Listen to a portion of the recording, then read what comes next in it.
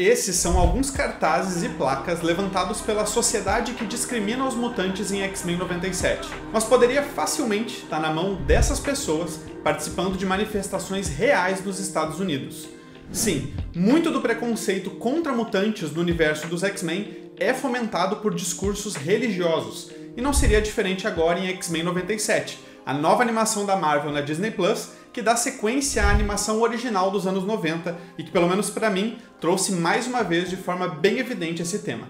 A religião, ou até mesmo a não religião, desempenha um papel bem importante na construção da nossa identidade, e X-Men sempre abordou isso nos seus arcos e personagens, cada um com a sua fé particular. Só que esse fator religião também pode se tornar responsável por produzir intolerâncias e discriminação, como a gente vê na série, nos quadrinhos e, infelizmente, na vida real. Até porque é olhando para a vida real que os criadores se inspiram para suas histórias. Então a pergunta aqui é: quanto da vida real tá naqueles cartazes da animação? Bem, antecipando, bastante. Principalmente quando a gente reflete sobre o fundamentalismo americano e as suas origens.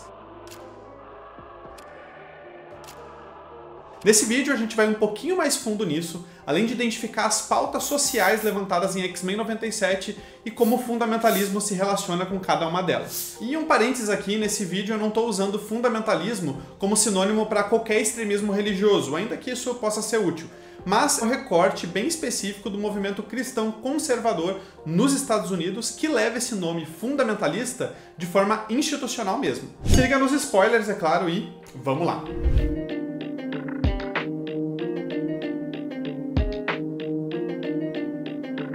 Oi, eu sou o Bel e esse é o Roberto da Costa, que, diferente da maioria de nós, é de uma família brasileira milionária e o mais novo mutante introduzido nessa temporada, o nosso querido Mancha Solar. É o Brasil do Brasil, né? E ali, no meio dos seus dilemas familiares, escondendo seus poderes, ele é encorajado pela X-Men Jubileu a contar à sua mãe sobre a sua mutandade. Eles conversam, mas o que eu quero que você preste atenção é na televisão ligada ali atrás deles. Dando a sua opinião sobre os mutantes num jornal está o William Stryker. Tá aí, quem se importa? Sim, essa deveria realmente ser a reação de qualquer pessoa que ouvisse esse cara falando. Evitaria muitos problemas. Mas, pelo visto, muita gente se importa. William Stryker, no universo dos X-Men, é um pastor obcecado por mutantes no mau sentido. Para ele, essas pessoas são abominações que ameaçam a criação e a ordem como Deus estabeleceu. E apareceu com destaque na graphic novel Deus Ama, o Homem Mata, de 1982, que conta a sua tentativa de aniquilar os mutantes, manipulando a opinião pública com as suas pregações televisionadas e usando o Professor Xavier como uma arma psíquica para exterminar todos de uma vez. No Brasil, a primeira edição dessa graphic novel veio intitulada como O Conflito de uma Raça. Ironicamente, um pastor conservador era o chefe de redação da editora que lançava as HQs no Brasil e não achou de bom tom as palavras Deus e Mata estarem juntas estampando a capa. Acho que alguém não entendeu o trocadilho do título, mas tudo bem. Futuramente, a edição foi corrigida com o título original. Na história, Stryker lidera um grupo paramilitar chamado Purificadores, um nome aí meio eugenista, bem sugestivo, né? Que são os minions dele para caçar mutantes. Mas isso ele faz, obviamente, por trás dos panos. Publicamente, ele apenas incita as multidões ao ódio com as suas pregações de massa. A estética do personagem como pastor foi claramente inspirada nos grandes evangelistas da época, como Billy Graham, que enchia os estádios com as suas pregações, ou o popular televangelista Jerry Falwell, que alcançava milhões de casas pela TV e rádio. Porém, ainda que Billy Graham, falecido em 2019, tenha vindo de um berço fundamentalista, ele colecionava algumas antipatias no meio, inclusive do Falwell, já que Graham era equilibrado demais para eles, pregando contra o racismo, dentro de certa limitação. There is no excuse ever for hatred. There is no excuse ever for bigotry and intolerance and prejudice. We are to love as God loved us. E posando até ao lado de figuras como Martin Luther King, outro pastor americano, mas que dessa vez é um símbolo da causa negra nos Estados Unidos e que inspira a luta pelos direitos civis no mundo inteiro até hoje. Então eu diria que o lance do Billy Graham é mais estético. Já o Jerry Falwell, falecido em 2007, esse sim sentaria junto com William Stryker na hora da merenda, sem dúvida. Ele chegou a afirmar que o atentado do 11 de setembro era um castigo de Deus contra os pecados da América. Não é de se admirar que tenha gente hoje ainda com o mesmo discurso justificando catástrofes que aconteceram agora pertinho da gente. Bom, o Falwell não é um caso isolado, ele só reproduz as ideias do fundamentalismo raiz, fundado e institucionalizado muito antes dele por outro William. Estou falando de William Riley, um dos pais do fundamentalismo americano. O William do nosso universo e o dos X-Men, ambos apoiam sua teologia numa reação, e por isso também reacionária, àquilo que eles identificam como uma ameaça externa. O fundamentalismo americano começa nesse cenário, no fim do século XIX, reagindo principalmente aos métodos de interpretação crítica da Bíblia e à consolidação da teoria da evolução. Que assim, inicialmente, nenhum nem outro era um problema para a religião cristã. Originalmente, as leituras críticas da Bíblia surgem até dentro das escolas teológicas na Europa. E uma leitura científica de Gênesis nunca tinha sido sequer uma ideia. O problema então não era uma questão de fé, mas no contexto dos Estados Unidos, uma questão política de influência, de poder e de privilégio. Quando vemos as placas Evolução é Mentira em X-Men 97, isso faz total sentido com as origens do fundamentalismo, quando em 1924, William Riley inspira a fundação da Liga da América Anti-Evolução, que tinha como uma de suas principais missões fazer lobby contra o ensino da evolução nas escolas públicas e futuramente incentivando o ensino de uma interpretação literal da criação de Gênesis. O que estava em jogo era que a ciência também passou a ser um fator que moldava a visão das pessoas. E aceitar isso era tirar da mão desses líderes religiosos o controle sobre como os crentes não só interpretavam a Bíblia, mas também entendiam o mundo ao seu redor. Era necessário puxar o poder de volta, elencando fundamentos, e daí vem fundamentalismo, que validariam a fé dos crentes, deixando de fora, é claro, essas ameaças e colocando no lugar a sua própria interpretação científica e também anacrônica da Bíblia. E aí que doutrinas como a inerrância bíblica passam a existir, defendendo que todas as afirmações da Bíblia têm respaldo histórico e científico. Claramente uma preocupação moderna que não tem lastro na história da teologia, o que leva alguns a requentarem hipóteses superadas, como o terraplanismo, por exemplo. E também vem depois o criacionismo, não só mais como uma afirmação de que Deus criou todas as coisas, mas como essa tentativa de cientificar o relato de Gênesis em cada frase.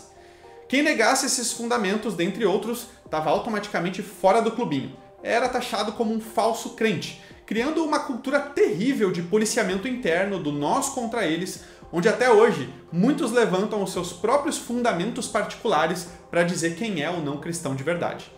O problema é que os impactos desse discurso não ficam só no ambiente religioso. Essa ideia de nós carregamos a verdade enquanto todos do lado de fora têm intenções malignas mina a legitimidade da comunidade científica, reforçando teorias anti-vacina ou negacionista das crises ambientais e climáticas, que não à toa geralmente ganham mais simpatia dentro dos grupos mais fundamentalistas, mas que acabam prejudicando a sociedade como um todo. Voltando para X-Men 97, Jean Grey, ou melhor, a cópia dela, ao se ver encurralada pela evidência trazida pelo Fera de que ela seria um clone, ela responde a ele que sua ciência poderia ser manipulada por alguém com intenções malignas. Bem, a verdade é que foi, mas não na evidência do Fera, mas por aquele que criou ela, o Senhor Sinistro, que clonou a Jean Grey com intenções malignas e originalmente nos quadrinhos teve as suas credenciais banidas pelos seus métodos antiéticos. Bom, guardadas as devidas proporções, até hoje eu nunca vi um fundamentalista fazendo clone de ninguém, mas a fala da Jean Grey aponta a hipocrisia fundamentalista que acusa a ciência de intenções escusas, mas, na verdade, se aproveita da retórica científica para empurrar suas próprias ideologias.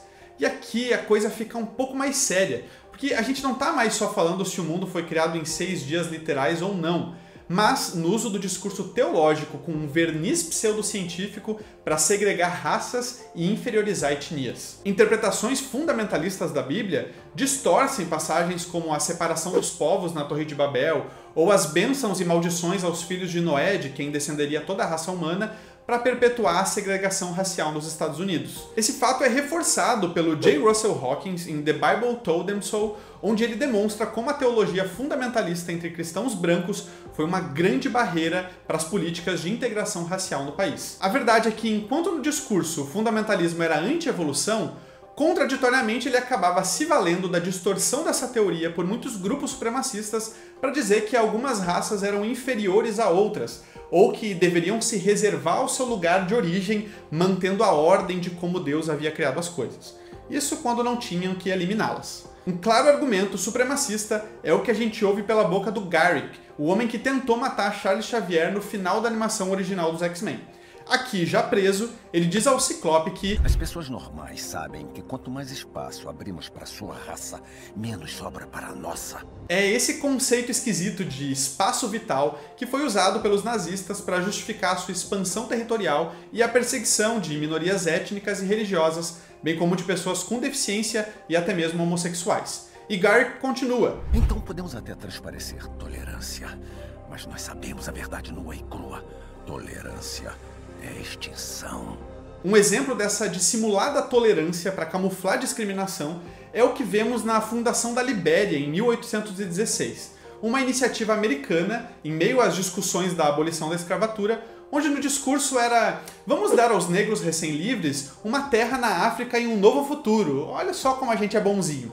Na prática era: não queremos negros livres na nossa sociedade, vamos devolvê-los de volta à sua origem e ainda aproveitar isso como mais um meio de colonizar a África de novo. Não é preciso dizer que muitos cristãos de denominações que futuramente abarcariam o fundamentalismo estavam envolvidos nisso. One place where you really see the power of Christianity really on the negative side of U.S. history is the issue of slavery. We really don't get the Civil War and the kind of moral arguments around justifying slavery without it being rooted in biblical arguments. Looking at sermons that were preached during the Civil War, it's really clear that those who were for slavery had the better arguments from the Bible. The Bible's pretty clear, slavery's okay. The abolitionists had a terribly difficult time overturning them because they really had to disagree with the Bible. Em X-Men 97, a gente descobre que o Professor Xavier não foi morto pelo Garrick, mas foi salvo pela princesa do Império Shi'ar, a princesa Lilandra, por quem ele se apaixona e está prestes a se casar. Mas quem não gostou nada dessa ideia é a irmã de Lilandra, a Rapina, que induz o Conselho do Império a impedir essa união, porque isso significaria também uma aliança formal com os humanos e o planeta Terra, onde ela diz: ele deseja nos aliar com a Terra. Como podemos confiar nosso poderoso império a um governante descendente de símios? Ter o nosso sangue misturado aos seus fluidos inferiores? De fato, esse Xavier nem mesmo é um terráqueo puro. É de uma casta mais baixa, um mutante. O Professor Xavier não deixa por menos e dá literalmente uma aula denunciando todo o sistema colonialista do Império Shi'ar, que explora planetas pelos seus recursos enquanto poda o desenvolvimento das suas civilizações. Parece algo que a gente já viu acontecendo no nosso planeta, me soa familiar. Um dos membros do Conselho justifica as ações do Império, alegando que, como vocês terráqueos dizem, é a lei do mais forte. Uma frase que, na verdade, é uma deturpação da teoria evolutiva, que não diz que o mais forte é o que prevalece, mas a espécie que melhor se adapta ao ambiente e às suas mudanças. De qualquer modo, esse também é o argumento usado por supremacistas para seguirem prevalecendo sobre minorias. Nesse sentido, a gente volta a lembrar do Jerry Falwell, o televangelista que provavelmente inspirou William Stryker nos quadrinhos. Argumentando que a maioria da população americana não era favorável às novas leis que, segundo ele, faziam parte de uma agenda antifamília, ele funda em 1979 uma organização com o fim de fortalecer politicamente a ala conservadora do país. O nome da organização? A Maioria Moral. That's what I'm going to call the organization, Moral Majority. Help us clean up America and deal with the issues. And be sure now to vote. Do you approve of known practicing homosexuals teaching in public schools? Yes or no? A recent Gallup poll said 84% of all Americans believe the Ten Commandments are valid for today. If that's the case, let's put that moral majority together vocally in shaking this nation for God and putting this nation back on biblical principles. É nessa linha que a maioria dos opositores dos mutantes do universo dos X-Men argumentam que a humanidade, como maioria, deve prevalecer contra a ameaçadora minoria mutante. Bom, enquanto alguns veem os mutantes como uma casta inferior, Magneto acredita fielmente que eles são o futuro e o próximo passo evolutivo da humanidade, incorporando em muitos momentos um discurso extremista também. Olha, Magneto é um personagem complexo, mas inegavelmente nessa temporada de X-Men 97, um personagem central e que passa por várias camadas de compreensão e redenção. Acontece que, enquanto todos pensavam que o Xavier havia morrido, no seu testamento o professor tinha indicado um Magneto para liderar a famosa escola para mutantes, deixando os X-Men sem entender o que está rolando, mas também sem muita opção, já que eles deveriam respeitar o desejo do seu fundador. Magneto, a princípio, parece honestamente abraçar alguns ideais pacíficos do professor Xavier e se apresenta em algumas cenas até como uma figura messiânica salvando os mutantes.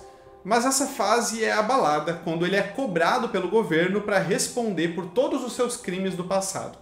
Porém, surpreendendo a todos, ele se entrega para o julgamento que acontece na ONU. Lá ele dá o seu discurso lembrando da sua origem judaica, marcada por perseguição, da qual ele conseguiu escapar sendo um sobrevivente do Holocausto. E aqui a coisa fica bem pesada quando a gente conecta alguns pontinhos entre o antissemitismo e o fundamentalismo, que na sua cruzada anti-evolução e anticomunismo acusou os judeus de estarem por trás disso em um plano de dominação e perversão dos valores americanos. William Riley, o pai do fundamentalismo, pregava abertamente contra os judeus e era muito comum cristãos justificarem a perseguição, alegando que eles estariam debaixo de uma ira divina por terem negado a Jesus. É indissociável a influência da teologia fundamentalista na propagação dessas ideias, que junto do histórico de supremacismo branco, inspirou até em partes alguns movimentos do Ku Klux Klan e igrejas antissemitas até hoje, como a Batista Westboro, famosa por levantar essas placas de ódio. Voltando para Magneto, não demorou muito para ele ser visto pelo seu próprio povo, os judeus, como uma ameaça por ser mutante. Isso faz Magneto carregar várias faltas que moldam uma visão revanchista dele, além de se apegar à raça mutante como a única identidade e propósito pelo qual ele vive, não querendo que o que aconteceu com os judeus se repita com os mutantes. Nunca mais. É o que ele declara, fazendo alusão ao lema de memória ao Holocausto. Enquanto ele discursa, protestos do lado de fora da ONU ficam acalorados. É nesse momento que vemos as placas já citadas, e dentre elas, uma que claramente expressa motivações religiosas, dizendo que ser mutante é pecado, parecida com aquelas de Westboro. Após o tumulto virar uma invasão à ONU e uma tentativa de acabar com o Magneto por um terrorista antimutante, os crimes do ex-vilão foram perdoados. E a sua reputação para os mutantes vai se solidificando como um sinônimo de esperança. É principalmente o que a gente vê nos cartazes e faixas em Genosha, a ilha que anteriormente era um campo de concentração para mutantes, mas que ao final da série dos anos 90, com a ajuda de Magneto e Xavier, passou a ser uma nação-lar e um refúgio para eles. Com tudo que havia acontecido no julgamento de Magneto, a ONU acolhe Genosha como uma nação-membro, marcando aí a história num passo de reconciliação entre a humanidade e os mutantes. Com ares edênicos e de uma civilização que, mesmo dando seus primeiros passos, já nasce com aspirações idealistas, vemos em Noturno, contrastando com a visão sectária do fundamentalismo, um cristão devoto que ajuda nas relações entre as diversas comunidades religiosas da ilha. Kurt se juntou ao conselho para ajudar com as várias comunidades religiosas de Genosha. Por clamor popular e fechando seu arco messiânico, Magneto é convidado para ser governante de Genosha. Tudo parecia estar indo muito bem, mas não demorou muito para a coisa desandar de vez. Na noite que celebraria o início dessa nova era, sentinelas atacam, promovendo um genocídio, aniquilando quase todos os habitantes da ilha. Os que sobrevivem procuram refúgio em nações vizinhas, mas têm seu acesso negado. Países se recusam a deixar mutantes desabrigados pelo ataque brutal a Genosha retornarem às suas terras natais. Isso reflete diretamente as crises humanitárias dos refugiados no nosso mundo, que sofrem aos milhões ao serem forçados a fugirem dos seus países por conta de guerras e conflitos. E mesmo assim, enfrentam desafios para conseguirem acolhimento, o que é dificultado ainda mais com o aumento daqueles discursos supremacistas e discriminatórios que, infelizmente, boa parte do fundamentalismo contribui, fomentando o constante medo com o argumento de uma ameaça externa que está prestes a invadir o nosso espaço. Agora, parando com os spoilers, porque realmente vale a pena acompanhar a série em primeira mão, muitas reviravoltas acontecem, principalmente no arco do Magneto, e a revelação do verdadeiro vilão por trás de tudo isso que eu nem citei até aqui. Contudo, uma coisa é certa. A saga dos X-Men, e agora X-Men 97, expõe de forma até bem didática como o orgulho e a vaidade humanas estão na raiz de muitos males. Se a gente for olhar para a Gênesis de uma forma que muitos parecem não enxergar, são justamente essas coisas que levam a humanidade a cair desde o início. Não só cair, mas também a se separar. E como diz Tempestade, em certo momento, conexão é um tesouro frágil que demanda sacrifício para se manter. E agora citando Magneto, isso não exige que vocês amem ou aceitem a minha raça como se fosse a sua, mas simplesmente que aceitem que dividimos esse mundo e um futuro em comum, em que a minha raça, como a sua, tem o direito de viver nele. Um mínimo de conexão que se pode experimentar é a segurança de que o espaço de cada um é respeitado. Mas, para aqueles que se dizem cristãos, pelo menos se queremos ser coerentes com os mandamentos de Jesus, o mínimo é sim amar e aceitar o próximo como se fosse parte de mim. Deveríamos ser a referência de amor em um nível superior e desejável, e não o contrário, como tem acontecido bastante. A gente pode não ter poderes telecinéticos, não ter garras de adamantium, muito menos disparar laser dos olhos. Mas, como disse Charles Xavier, existe um poder em conseguir se ver em outra pessoa, em ver ali uma semelhança. Acho que esse poder é inerente a todo ser humano e todo mundo tem a capacidade de aperfeiçoar essa habilidade. Não precisa de escola para mutantes, mas precisa sair da redoma de fundamentos que a gente mesmo cria para enxergar a dor e as virtudes do outro. Afinal, ainda que distintos e plurais, somos todos imagem e semelhança do mesmo Criador. Oi gente, Bel aqui de novo, porque eu acho importante esclarecer que o cenário evangélico é sim diverso, existe um olhar crítico por parte de cristãos em relação à história, comprometidos em denunciar os erros do passado, do presente também, e construir pontes para o futuro, como já aconteceu, com muitas contribuições na esfera social, como o próprio Martin Luther King, citado no vídeo, que era um pastor evangélico, além das várias iniciativas atuais, até mesmo de conciliação científica. Esse vídeo foi temático abordando o fundamentalismo, mas o mundo evangélico não se resume a isso de forma alguma. Bom, era esse recado aqui mesmo, só para mais uma vez incentivar o respeito nos comentários e na vida real principalmente. Curta se você gostou, se inscreva para mais vídeos assim e dê sugestões nos comentários também. Paz e até a próxima!